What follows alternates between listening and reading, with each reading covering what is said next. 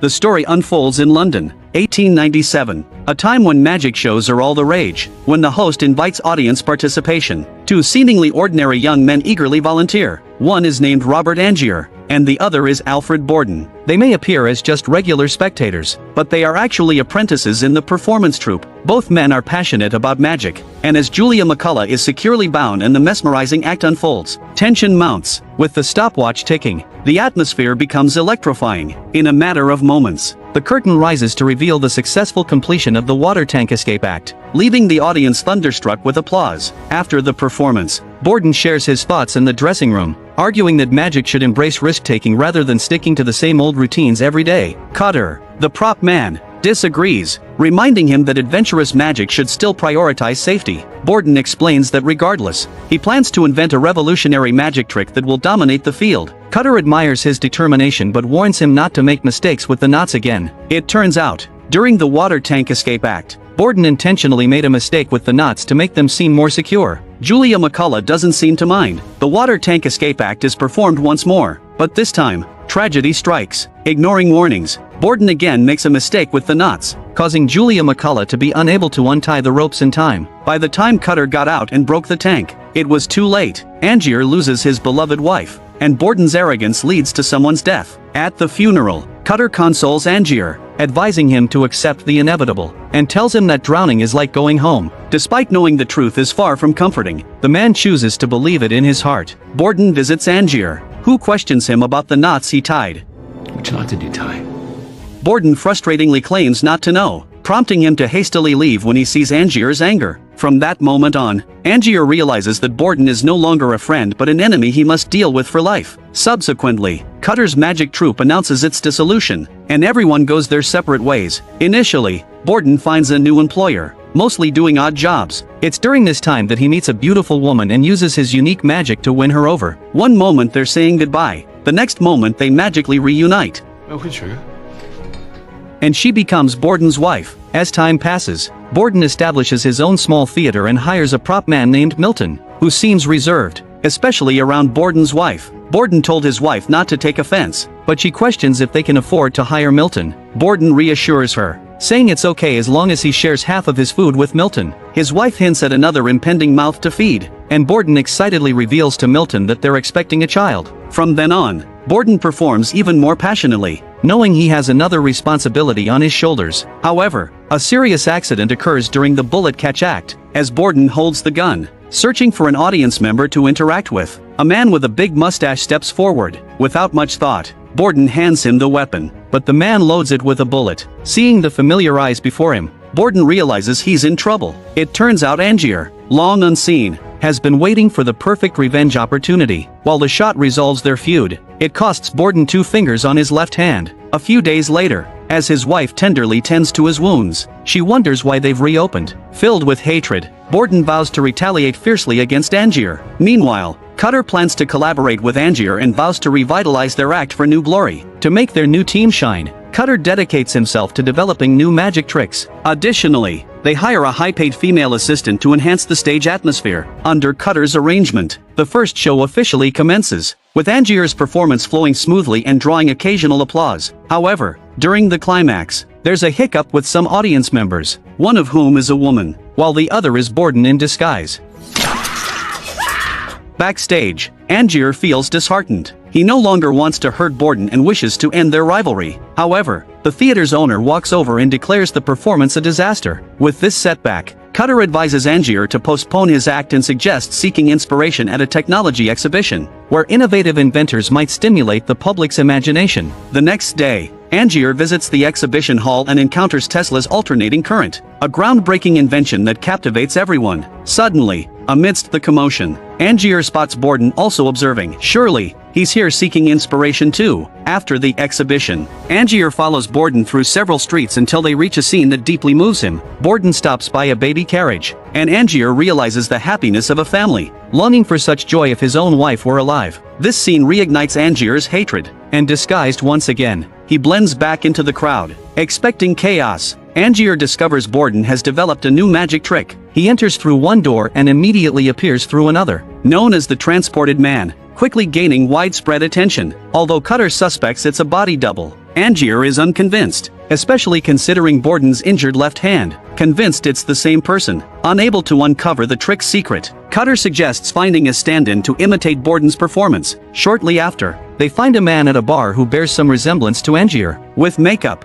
he becomes indistinguishable. After numerous rehearsals, the performance almost reaches perfection. During this time, Angier and Winscombe secretly become lovers. Soon, the new magic act, The New Transported Man, debuts grandly. Angier builds suspense with the audience before dramatically disappearing backstage. Meanwhile, the stand-in swiftly reappears on the other side, flawlessly replicating Borden's magic. Despite the success, Angier feels unsatisfied. However, resigned to his fate, he retreats into the shadows, slowly extending his arms to bid farewell to the glory that should have been his. As time passes, the stand-in begins making unreasonable demands, prompting Angier to devise a plan. He convinces Winscombe to sacrifice her integrity and infiltrate Borden's circle. Perhaps, by doing so, they can learn the secret of the transported man and free themselves from the reliance on stand-ins. Winscombe is outraged by the suggestion, realizing she's merely being used as a pawn. With a complex mix of love and hatred, Winscombe approaches Borden's team. Borden, a remarkably intelligent man,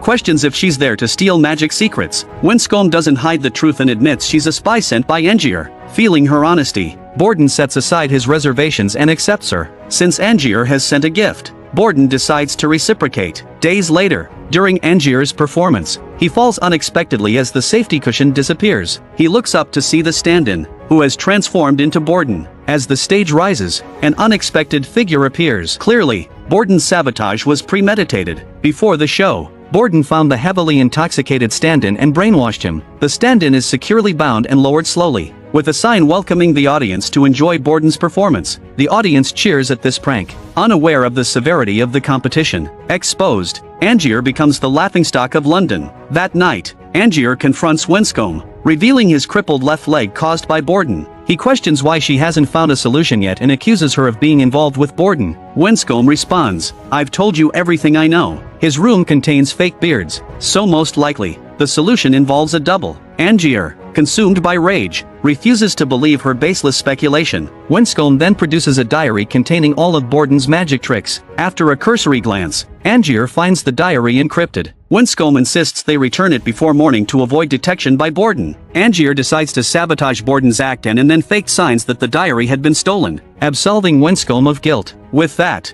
Angier leaves the residence. In the following days, Borden upgrades his performances, incorporating Tesla's alternating current onto the stage. With Winscombe's perfect cooperation, Borden's career reaches its peak. Watching his nemesis thrive while he hides in the shadows, Angier decides to take a risk. He collaborates with Cutter to kidnap the prop man, Milton. Unfortunately, Cutter is shot in the arm during the ordeal. The next day, Borden arrives at the designated location, suspecting that Angier has been pushed to his limit. Angier, limping, approaches and demands the secret of the transported man, promising to release Milton once he reveals it. Borden questions the reason behind Angier's actions, to which Angier retorts, "You know better than I do." He then produces paper and pen, and Borden reluctantly complies. With a disdainful glance, Borden writes down a keyword. Angier demands further details, but Borden insists that the keyword is the method. The transaction complete, Angier achieves his goal and swiftly departs. Later, Angier visits Cutter in the hospital, and they open the note together, revealing the name of the inventor, Tesla, connecting this to the appearance of alternating current on Borden's stage. Angier realizes that Tesla must have invented Borden's transported man illusion. Alone, Angier embarks on a journey to America. 10 months later, the train finally arrives in Colorado, where Tesla resides. Angier boards the waiting carriage. To his surprise, the remote town is electrified. Upon reaching the hotel, he is ceremoniously welcomed by the manager. After checking in, Angier sets out to find Tesla. The carriage stops at the foot of a mountain, and Angier must trek a path through misty woods to reach Tesla's laboratory, marked with warnings of electrical danger. Ignoring the warnings, he knocks on the door but is electrocuted upon. Hearing the commotion, an assistant descends. Angier explains his purpose, but the assistant informs him that a meeting cannot be arranged yet, leaving Angier disappointed. That night, Angier continues studying Borden's diary, which triggers a memory. Years ago, they visited a theater to learn Chinese magic. An old man produced a fish tank from a cloth, astounding the audience. Borden immediately saw through the trick. The old man's secret lay in his leg. To maintain the illusion, he pretended to be crippled. Borden remarked that the old man had sacrificed himself for his art. becoming a role model for magicians, bringing his focus back to reality. Angier knows he lacks natural talent, but with effort, he believes he can surpass Borden and seek vengeance for his deceased wife. Weeks later, Tesla's assistant approaches Angier, conveying a willingness to collaborate. With sufficient funds, they claim they can create a machine similar to the transported man. To demonstrate Tesla's prowess, the assistant takes Angier to a mountaintop and showcases astonishing unlimited electricity transmission technology. As lights illuminate around them, a magical scene unfolds, leaving Angier surprised. Without further explanation, the assistant hastily departs. Days later, Angier provides the funds as requested and visits the laboratory. Inside, they witness countless lightning bolts exploding, and the renowned Tesla emerges. Tesla warmly welcomes Angier and promises to build the transported man machine. However, he warns against becoming too obsessed, as it could lead to slavery. Soon, the first experiment with Tesla's teleportation machine takes place. Angier's hat is placed at the center, but despite the dazzling lightning strikes, the hat remains unchanged. Both Tesla and Angier are dismayed. Back at the hotel, Angier encounters new arrivals Edison's team, who plan to challenge Tesla in a scientific competition. Later that night, Angier finally reads Borden's diary to the end, only to discover the devastating truth. Winscombe betrayed him from the beginning. Not only did she assist Borden's performances and become his lover, but she also revealed the identity of the double and facilitated Borden's defection. The diary, supposed treasure, turns out to be a trap set by Borden, with the last line mocking Angier, "Dear Angier, your woman is completely in love with me." The keyword was not the method for the transported man. It was a ploy to lure Angier away from London. With his world shattered, Angier confronts Tesla at the mountaintop laboratory, questioning whether he, too, deceived him. Tesla admits he never built a machine for Borden. He agreed to Angier's request for the funds. Angier demands to know if Tesla can still create the machine. Tesla assures him it's possible but requires testing time. Angier angrily departs upon witnessing another failed experiment. However, he notices a peculiar sight in nearby ruins scattered with countless hats. At his feet are two black cats, the same ones used in the experiment. In a moment of realization, Angier understands Tesla didn't create teleportation but accidentally built a cloning machine. Following Tesla's consideration of the hat, Angier's suspicion is confirmed, indicating the machine needs improvement to achieve the desired teleportation. Meanwhile, far away in London, Borden became a famous magician but neglects his wife due to his busy schedule. Despite Borden's declarations of love, his wife senses trouble brewing. One day, she falls into depression and chooses to end her life by hanging herself. On the other side, Angier returns to find Tesla's laboratory engulfed in flames, bringing an end to the development of the transported man. Upon returning to the hotel, Angier receives good news from the reception. Tesla left behind a box for him, accompanied by a note warning against the dangers of extraordinary pursuits. Despite Tesla's warning, Angier decides to 10 months later. Back in London, Angier began testing the machine. With a pistol for safety, he enters the center, gambling his life for lost love and promises. As a dazzling white light flashes, the transported man magic succeeds. Soon after, Angier meets Cutter and reveals his plan. Cutter will handle investors and operations, while Angier will handle stage performances. One rule must be followed: no one is allowed backstage without permission until the end of each performance, including Cutter. Cutter brings an investor, and Angier performs the magic live, disappearing from the machine and reappearing on stage to the astonishment of the audience. Days later, Winscombe and Borden argue in a restaurant. Before leaving, provocatively mentions her ex-boyfriend's return with an unbeatable new magic trick. At Angier's new transported man performance, Borden is deeply impressed. The mysterious technique leaves him bewildered, unable to decipher its secrets despite his talent. Unlike the previous doubles, Angier embodies true magic. The audience erupts with excitement, leaving Borden feeling uncomfortable and sensing impending failure for his career. Back home, Borden is furious, unable to comprehend how Angier, without natural talent, achieves such feats of magic. In addition, this magic trick is limited to 100 performances only. It is hard to imagine what it will be like when it is over. Needless to say, it will probably become a myth in the history of magic. Despite Milton's reluctance to provoke Angier further, Borden vows to confront him. Borden begins studying Angier's magic but only grasps surface details. The first is that there is a secret door underneath people's feet when they disappear, and the second is that the backstage workers are all blind and always pull away a box at the end of the show, which makes it impossible to see the secret. Borden had to blend in with the crowd again as he waited for his chance to interact on stage. Finally, one day, Borden's wish to step onto the stage is granted, and he smoothly infiltrates behind the scenes of the performance. A blind man guards the area, next to an escape water tank. As Borden observes, he can't fathom Angier's plan. Why would he fall into a water tank? as Borden notices Angier's increasingly sinister expression. He realizes something is amiss. Trying to open the water tank's door lock, he discovers the prop lock has been tampered with. Meanwhile, outside, the audience waits, unaware that the magic act has reached its conclusion. Borden pounds on the glass with all his might, but he can only watch as Angier slowly dies. When Cutter hears the commotion and rushes backstage, it's too late. Angier is dead, and Borden becomes the prime suspect. In court, Borden faces murder charges, with Cutter testifying against him. Expressionless, Borden offers no defense, knowing words are futile. After the final trial, Borden is sentenced to death. Thus, both London's great magicians meet their downfall. The story seems to end here, but the cruel truth has just been revealed. A man visits Borden in prison, claiming to be an assistant to a duke, offering to buy all of Borden's magic, including the once renowned transported man. To demonstrate sincerity, the assistant hands over a diary, purportedly Angier's. Reluctant to betray his magic, Borden considers the condition of caring for his daughter,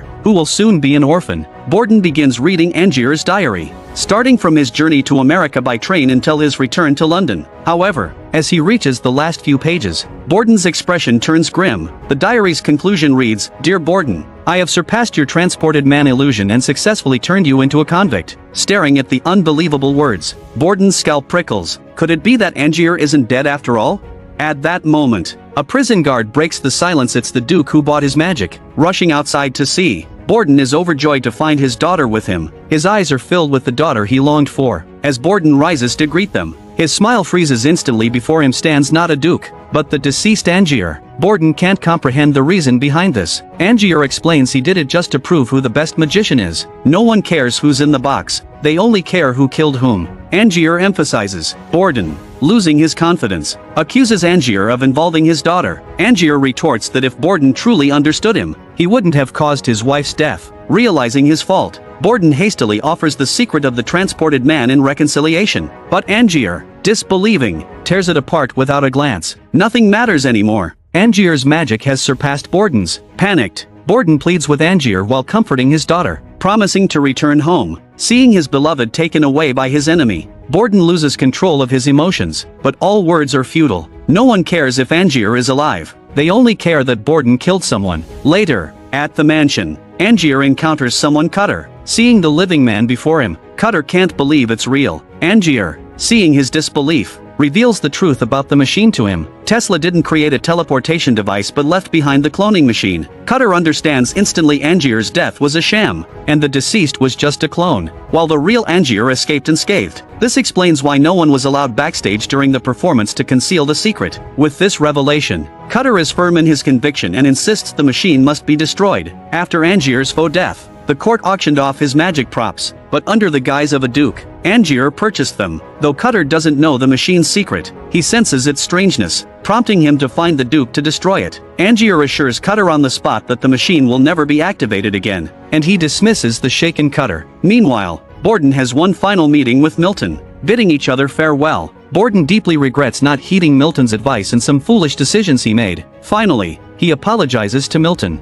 regretful for his actions towards his deceased wife, hoping Milton will have a better life and a complete one. Tossing the ball representing hope, Milton realizes Borden's impending death, tears filling his eyes as they part ways. On an ordinary night, Cutter and the blind man deliver the machine to the old theater. After all workers leave, Angier and Cutter hide the machine once more. In a peculiar moment, Cutter admits his mistake from the funeral, that drowning feels like agony, not a return home, then leaves abruptly. Angier seems puzzled by Cutter's words, but nothing matters anymore. Simultaneously, Borden is escorted to his execution, resolute and emotionless, seemingly detached from life and death. Standing on the gallows, he remains composed, showing no signs of panic. Meanwhile, Cutter rushes out of the theater, only to encounter a mysterious man who felt Angier had used him, thus betraying tonight's actions. Angier, who has not yet left, suddenly hears a movement and then sees a small ball. At the same moment Angier falls. Borden reaches the end of his life. The sudden gunshot confuses Angier, and as the ball rolls away, the man who picks it up is the already executed Borden. Angier realizes Cutter was right. Borden's transported man was a double, and that double is none other than Borden's twin brother, Milton. Angier comprehends the essence of magic is still the simplest trick in the, but who is Milton, and who is Borden? They agreed to share identities. If one day they were Borden, the next day they'd be Milton. They swapped roles, experiencing different lives. Milton loved his wife, while Borden loved Winscombe. Eventually, the wife discovered her husband's secret, leading to her sorrowful demise by suicide. Winscombe's quarrel with Borden stemmed from her perception of his abnormality. It's worth noting that, to avoid any slip-ups, Milton even severed Borden's fingers, achieving perfect synchronization. Listening to the other's account, Angier feels deeply shaken. Milton asks, "Do you now understand what sacrifice truly means?" Angier smiles bitterly, then recounts his understanding of sacrifice. During Angier's first test of the machine, countless lightning bolts tormented him, followed by a blinding white light that transported him away. The original Angier's expression was one of disbelief upon being transported. At this moment, the clone saw the nearby gun, and tragedy struck. Out of fear and apprehension of the unknown, the clone unexpectedly killed the original. In other words, the real Angier was already dead. Tesla had upgraded the cloning machine from a simple cloning technology to a mode that could both clone and transport. The specific principle was to transport the original away and then clone a new self in its place. This new person would possess the same memories and thoughts as the original. The clone's painful memories of unbearable experiences made it difficult to articulate. Every day, he would step into the raging lightning, and afterward, the new clone would fall into the water tank, while he would appear behind the stage. The drowned clone would be quietly removed from backstage by the blind man, concealing the truth unnoticed. As for Borden's accidental intrusion backstage and subsequent framing, it was also part of Angier's plan. One mountain cannot accommodate two tigers, especially when avenging a wife's murder. Milton, unimpressed, believes Angier's sacrifice is absurd, ultimately just a meaningless dream. Angier retorts, "You don't understand. My sacrifice is the true essence of magic." With an expressionless face, Milton watches silently as Angier painfully passes away. The story comes to an end, with two great magicians neither victorious nor defeated, perhaps having lost to the world.